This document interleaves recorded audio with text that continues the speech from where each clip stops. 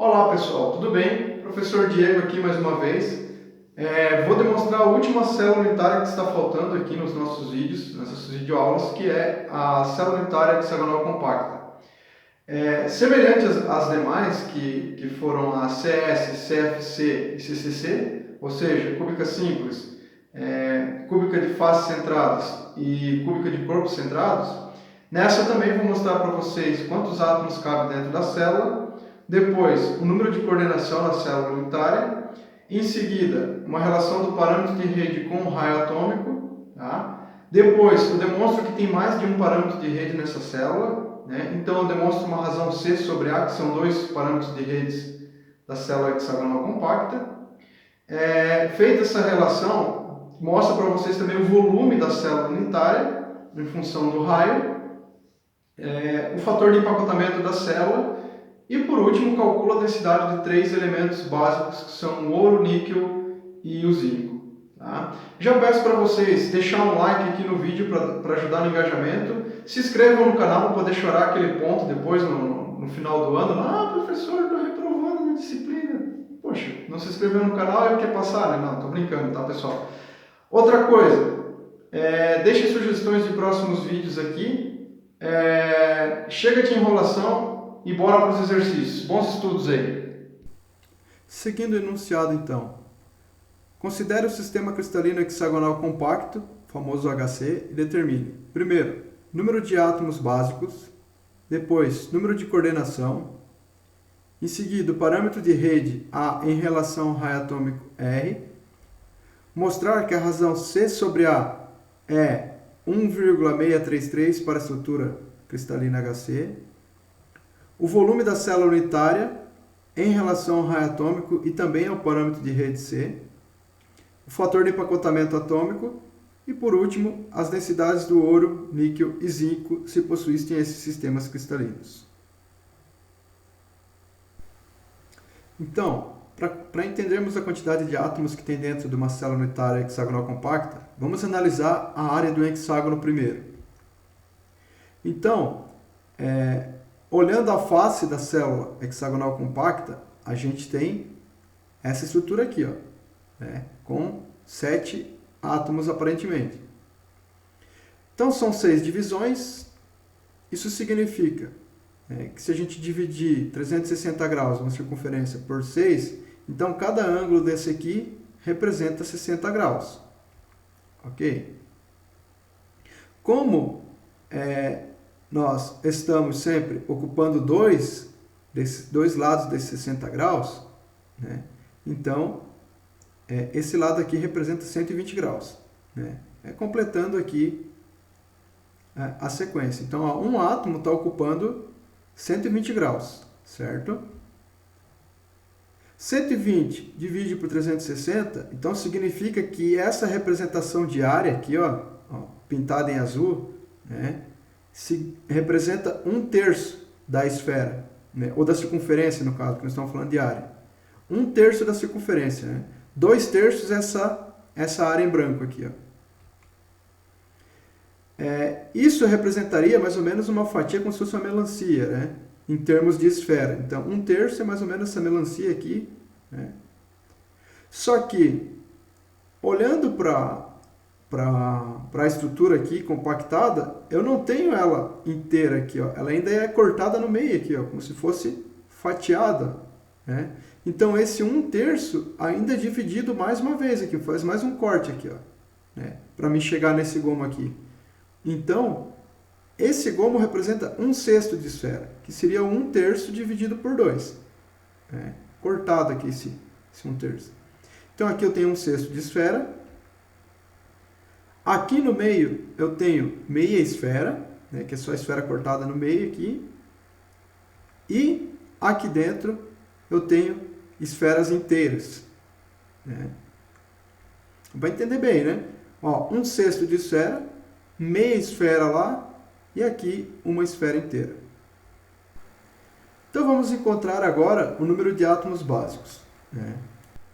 O número de átomos básicos é a quantidade de átomos que se encontra dentro da célula unitária. Quantos átomos vai ter aqui dentro?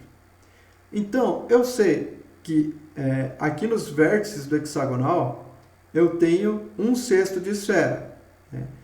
E eu vou contar quantos aqui, ó, tenho 1, 2, 3, 4, 5, 6 e mais 6 para o lado de baixo. Então, eu tenho 12 vezes 1/6 de esfera. Mas, aqui dentro, eu tenho duas esferas pela metade. Então, tenho duas meias esferas. Então, mais duas vezes uma meia esfera, aqui. E aqui dentro, entre meio a todos esses átomos, eu tenho 3 esferas inteiras. Então, 3 vezes uma esfera. Fazendo essa conta aqui, chegamos a um total de 6 átomos dentro de uma célula hexagonal compacta. Veja, encontramos os números de átomos básicos. Tá ok. Agora, vamos encontrar o número de coordenação. O que seria o número de coordenação? O número de coordenação é o número de átomos vizinhos mais próximos ou átomos em contato. Veja, aqui, esses dois átomos, eles estão em contato. Aqui existe um contato também. Então, esse átomo aqui já teria duas coordenações. Lá embaixo eles também estão em contato. Mas vamos ver como um único átomo consegue entrar em contato com os demais átomos. Para analisar a hexagonal compacta, a gente sabe que, como ela tem uma estrutura diferente, não vai ser todos os átomos que vão ter a mesma quantidade de contatos. Mas a gente tem que analisar qual átomo que vai ter o maior número de contatos. Esse será o número de coordenação da hexagonal compacta. Então vamos analisar esse átomo aqui do meio. Ele vai ter o maior número de contatos. Então ele encosta uma vez nesse átomo aqui da frente, ó, veja aqui no meio. Né? Ele vai encostar também naquele átomo ali, encosta no outro lá. Lá atrás ele também está encostando nesse aqui. E 6 coordenações fecha aqui nesse átomo aqui. Então só nessa superfície aqui ele já encostou em 6 átomos. Aí ele também está em contato com esse átomo aqui embaixo, também encosta com esse átomo aqui, e o terceiro ali, ó, né? Aqui a gente tem um triângulo, né, equilátero, e ele encosta 3 vezes. Se eu imaginar que eu tenho mais células unitárias uma do lado da outra, né, lógico que esse átomo aqui do centro ele não vai conseguir encostar em nenhuma esfera aqui, mas para cima, né, eu ainda vou ter mais 3 dessas daqui, ó, né? Então, eu vou formar mais um triângulo equilátero lá, ó. Aí eu encosto 10 vezes aqui, 11 vezes lá atrás, e o número de coordenação total desse átomo seria 12. Né? Então, bem tranquilo o entendimento. Ele não vai conseguir encostar em mais nenhum átomo. Esses seriam todos os átomos que ele encosta, então o número de coordenação da hexagonal compacta é 12. Encontramos os átomos básicos e encontramos o número de coordenação. Vamos encontrar agora o parâmetro de rede em relação ao raio atômico. Por incrível que pareça, esse é o mais simples. Ó. O parâmetro de rede é o mesmo que a aresta da célula unitária. Ou seja, né, a aresta aqui vão ser todas iguais, tá? Só que eu tenho que prestar atenção que a altura é o que a gente vai chamar de C. É outro parâmetro de rede que vai aparecer agora na célula hexagonal compacta. Mas, em relação às arestas aqui, se eu retirar essa superfície daqui e passar para cá, ó, né, eu sei que aqui dentro é o equivalente a um raio, né, da esfera ou da circunferência aqui. Logo, o parâmetro de rede A ele é igual a 2R. Né? Então, aqui é igual a 2R, aqui também vai ser 2R, aqui também vai ser 2R, porque cada uma dessas daqui, ó, representam uma aresta. Então, o parâmetro de rede A é igual a 2R. Agora, mostra que a razão C sobre A ideal é de 1,633 para a estrutura cristalina hexagonal compacta. Vamos analisar as medidas que a gente conhece. Então, aqui para uma representação do da célula hexagonal com átomos menores, só para ter uma visualização melhor do que está acontecendo. Temos o parâmetro de rede que a gente já conhece, o A, né? Nossa aresta aqui é igual para todos os lados. Conhecemos agora que a altura representa C, né? E como aqui está bem no centro, isso representa C sobre 2, né? Metade da altura C. Aí vamos analisar o seguinte. Vamos pegar uma pirâmide aqui com base triangular. Tá? E por que nós vamos estudar essa pirâmide aqui? Vamos imaginar o seguinte, que a minha célula hexagonal ideal, ela tem que ser a célula que tem o menor espaçamento, né, de compressão aqui. Porque se ela for muito esticada, né, vai chegar um momento que vai sobrar espaço aqui entre os átomos alinhados aqui, ó. Então, quanto mais comprimida ela for, melhor, mais ideal ela vai ser, porque ela está mais compactada e o fator de empacotamento vai aumentar, né? Dito isso, eu vou ter que fazer uma relação aqui, ó. Quanto mais compactada ela for, ela vai representar, né, como os átomos estão encostando, um triângulo perfeito aqui, uma pirâmide com todos os lados iguais, né? Todos os lados iguais. Então isso significa que aqui eu tenho aresta também, esse vértice aqui indo para o alto também tem a mesma medida da aresta, né? Aqui tem aresta, aqui tem aresta, então todos os lugares tem aresta, a não ser aqui do centro da base para cima, que representa o C sobre 2, né? Mas as medidas dos vértices da pirâmide aqui tem todas as medidas da aresta. Então por isso que ela é uma razão ideal, essa compactação aqui.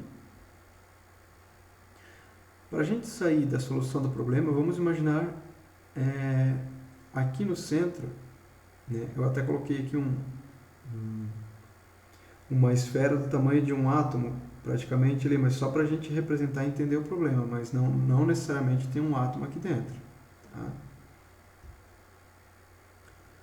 Aí o que está acontecendo aqui? Ó? Estou olhando para a base agora, né? Como se tivesse uma visualização de cima e eu estou olhando para a base do meu triângulo, né? Estou olhando de cima a base do triângulo aqui, é essa base ou o chão lá do triângulo da pirâmide, né? Então forma mais um triângulo equilátero aqui. Bem no centro eu consigo dividir esse triângulo, formando um triângulo retângulo, né? O que eu conheço desse triângulo retângulo?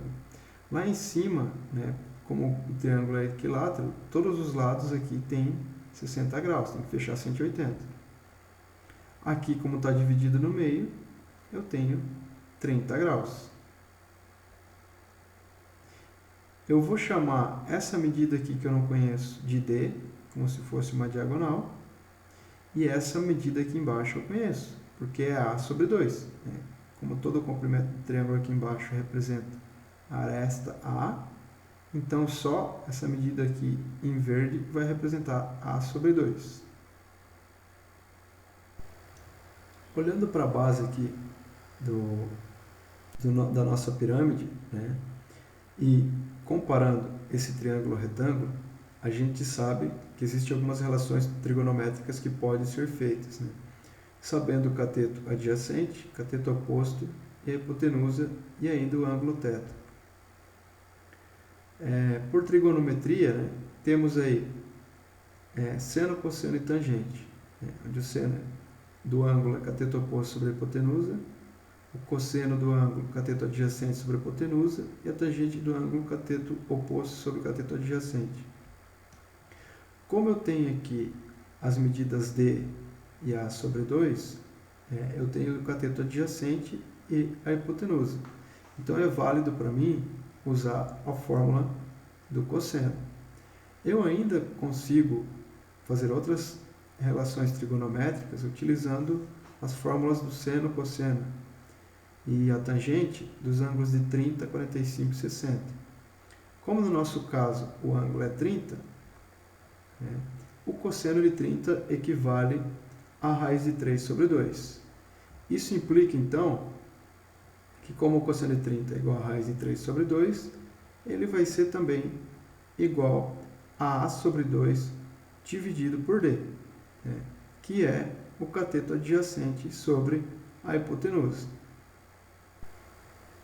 Então, sabendo que raiz de 3 sobre 2 é igual a sobre 2 sobre D, né, eu posso passar esse D aqui que está dividindo para cá multiplicando, e o 2 vai passar multiplicando a sobre 2. Isso implica, então, que D, né, esse ângulo D aqui, é a raiz de 3. Tudo bem.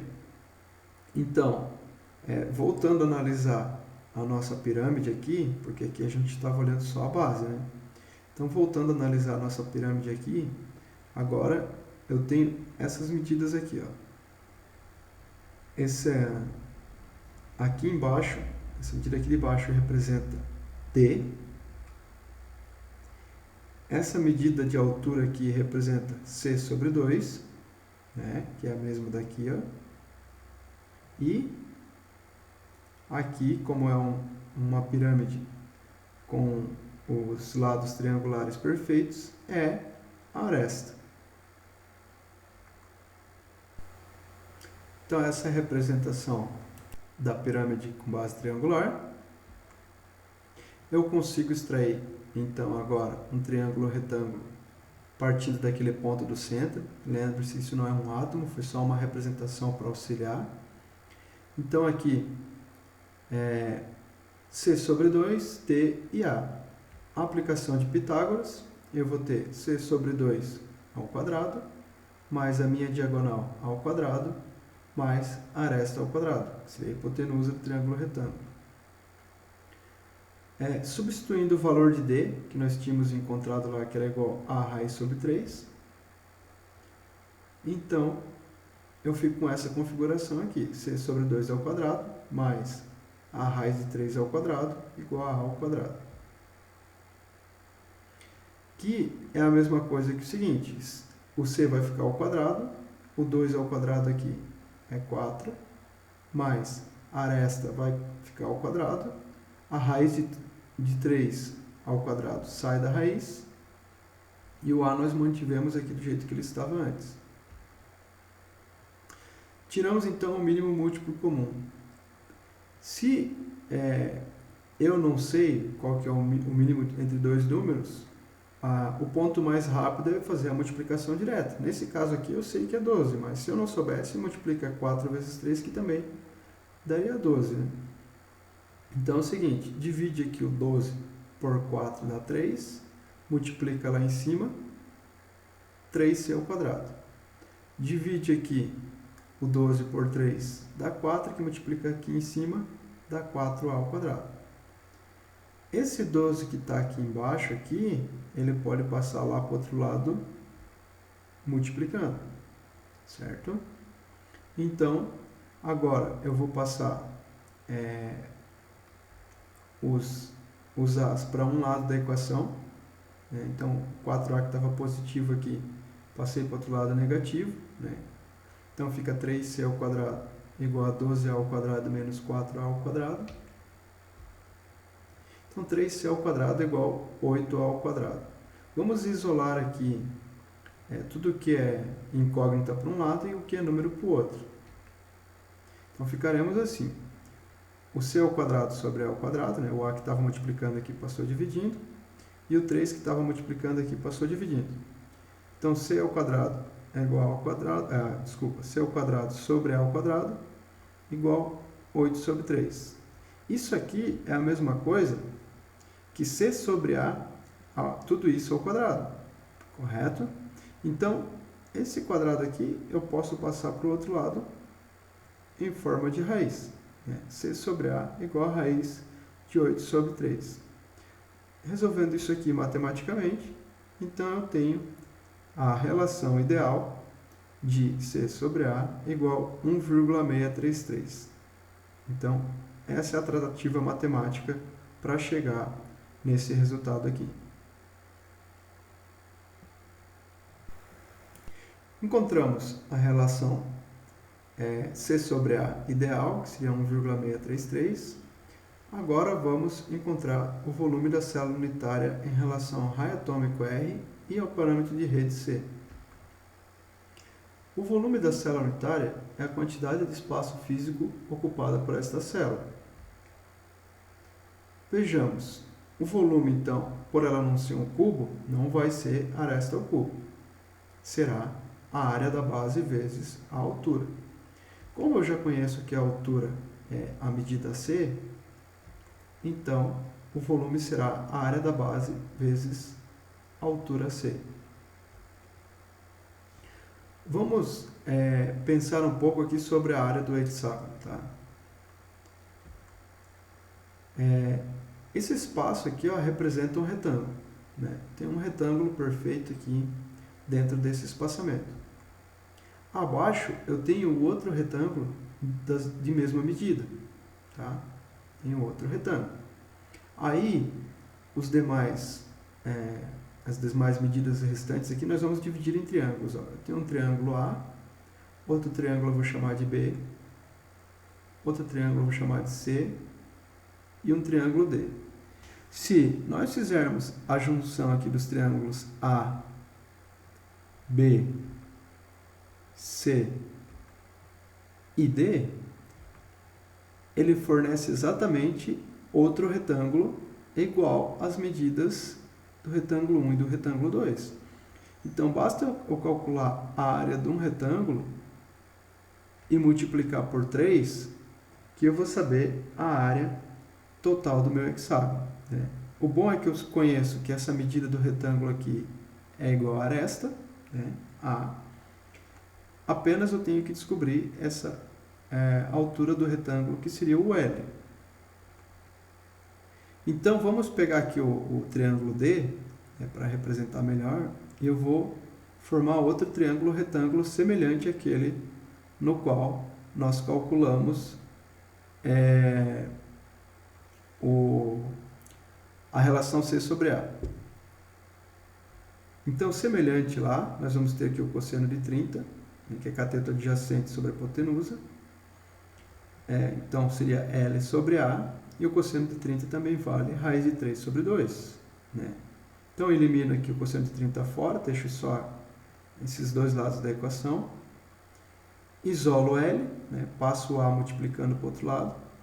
O L vai ser igual a A raiz de 3 sobre 2. Legal? Substitui o L na forma da área, que seria essa aqui de cima. Ó. Área igual a 3 vezes A vezes L. Eu vou ter 3 vezes A e o meu L, que representa A raiz de 3 sobre 2. Logo, a área da superfície hexagonal será 3A ao quadrado raiz de 3 sobre 2. Então, conhecemos a área, vamos substituir na equação do volume. Né? Volume eu tinha descoberto que era a área da base vezes a altura C. Então, a área será igual a 3 ao quadrado raiz de 3 vezes C.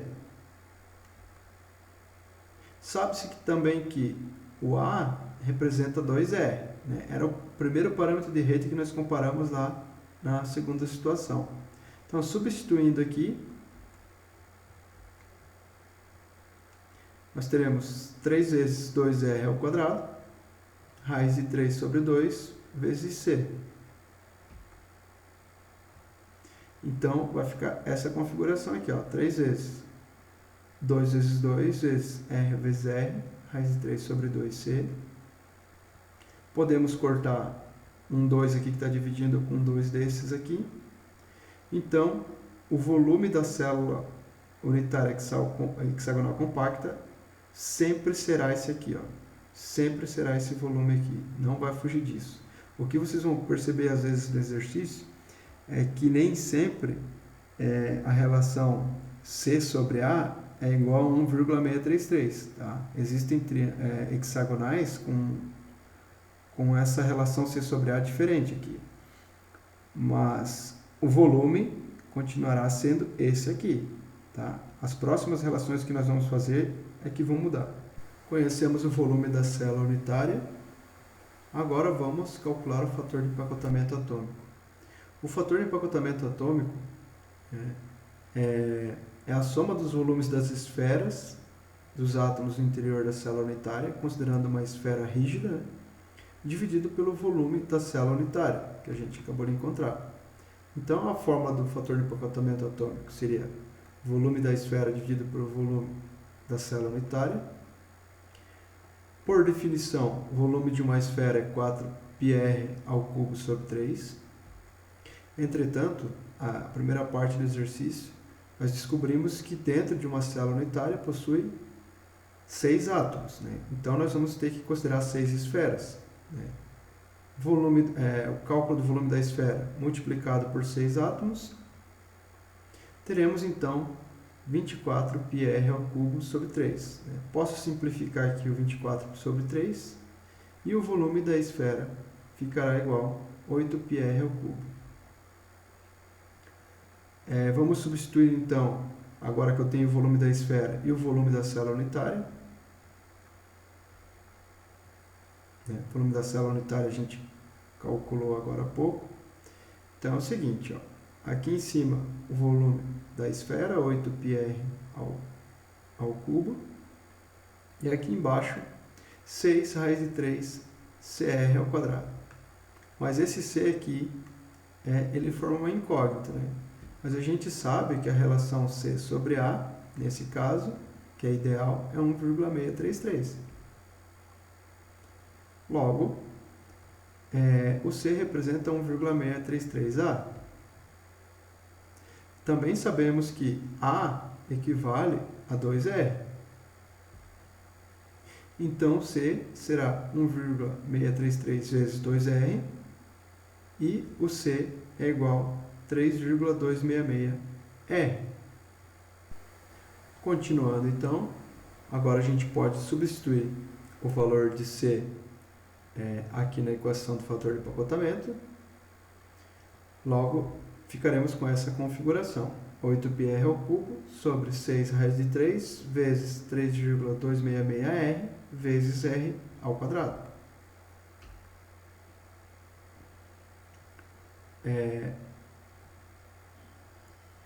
A gente pode multiplicar aqui os R's, então nós ficaremos com essa configuração de fator de empacotamento. Como eu tenho 2R ao cubo aqui, eu posso cortar, né, em cima e embaixo, e a equação tomará essa proporção. Eu também posso simplificar o 6 sobre 8, que são números pares, e o fator de empacotamento é 4π sobre 3 raiz de 3 vezes 3,266. Então, resolvendo essa tratativa matemática aqui, eu chego a um fator de empacotamento igual a 0,7405. Isso significa que 74,05% do espaço dentro da célula unitária está sendo ocupado e 25,95% está vago. São esses espaços aqui, né? Então, espaço vazio é 25,95%, preenchido por átomos 74,05%.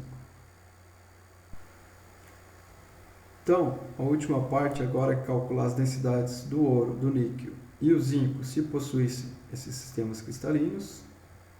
A densidade ou massa específica de uma célula é a quantidade de massa de um elemento químico que ocupa o volume da célula, né? Então, quanto de massa cabe aqui dentro desse volume? A densidade é representada pela letra grega aqui, o ρ C por causa da célula, né? Unidades grama por centímetro cúbico. Na seria o número de átomos que a gente já encontrou lá no primeiro exercício. A, o peso atômico, que nós vamos encontrar na tabela periódica, né, o A maiúsculo. VC, o volume da célula unitária, que nós também encontramos um tempinho atrás. E Na, que é uma constante, que é o número de Avogadro, 6,023 vezes 10 a 23 átomo por mol. Substituindo a equação do volume da célula que nós encontramos aqui, então, as células unitárias hexagonal compacta sempre terão essa característica aqui, né? Densidade igual número de átomos vezes peso atômico sobre 6 vezes a raiz de 3 vezes C, que é o parâmetro de Reid, vezes R ao quadrado, sobre o número de Avogadro.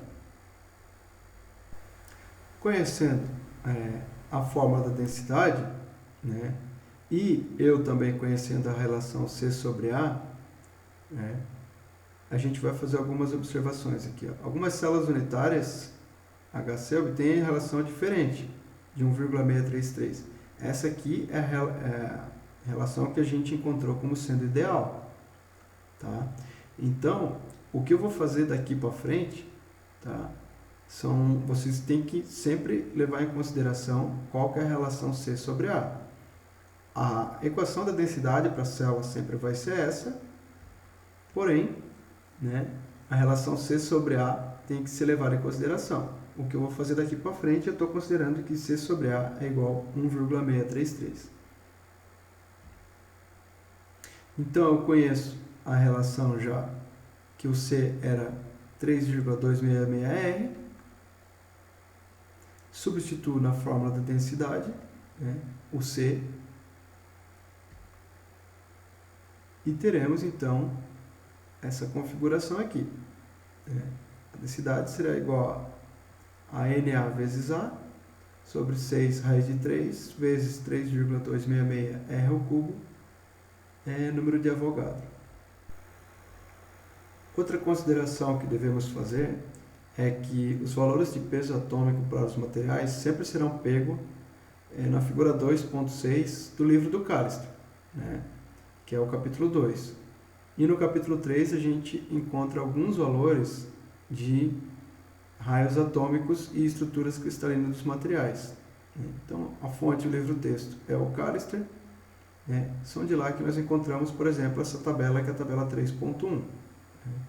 Como aqui eu pedi valores para o ouro, níquel e o zinco, né, a gente percebe aqui que o ouro ele possui a estrutura CFC, ele não é hexagonal compacto, mas a gente vai calcular a densidade como se fosse hexagonal compacto. Aqui encontramos na figura 2.6 lá do Callister o peso atômico do ouro, que é 196,97 gramas por mol. Mesma coisa para o níquel aqui. Ó. No caso do níquel, nós temos a estrutura CFC e o raio atômico de 0,1246 nanômetros,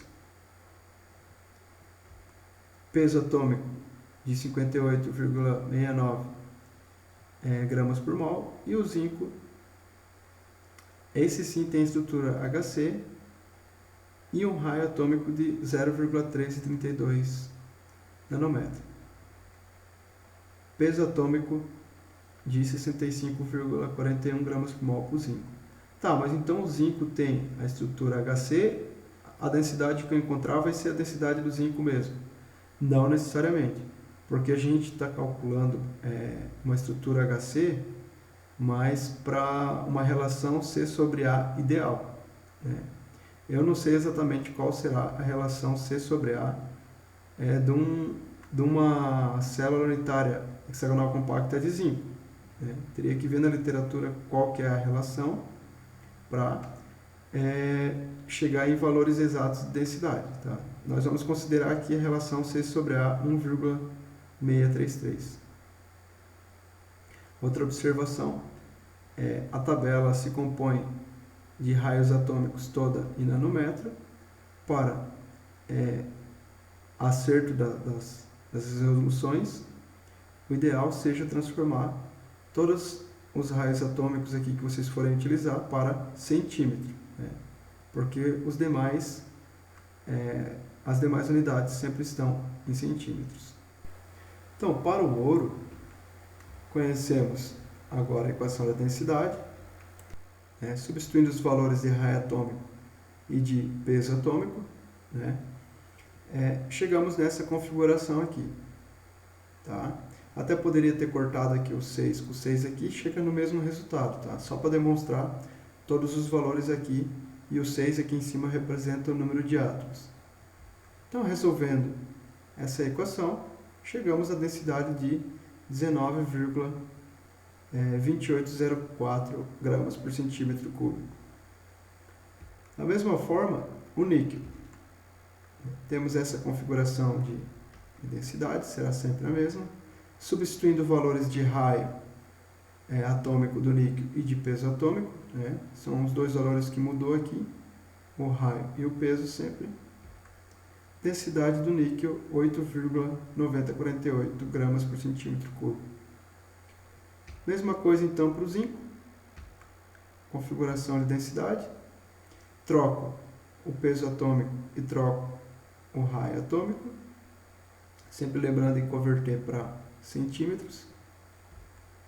E a densidade do zinco, 8,1235. Né? Encerra-se aqui, então, este exercício. Então, pessoal, seria isso. Né? Espero que vocês tenham entendido todos os parâmetros e as informações de uma célula hexagonal compacta. Isso vai ser base, tá, para o restante dos capítulos de estudos de ciência e tecnologia dos materiais. Vai ser muito importante saber a base e a estrutura da célula cristalina. Espero que vocês realmente tenham aprendido alguma coisa. Se não entendeu alguma coisa, deixe aqui nos comentários aqui que eu posso estar explicando para vocês. Se achou legal, achou didático, dê sugestões, podem comentar aqui que eu vou tentar melhorar a cada vídeo. Peço mais uma vez que se inscrevam no canal. E seria isso, tá? Fiquem com Deus, bons estudos, até a próxima. Tchau, tchau.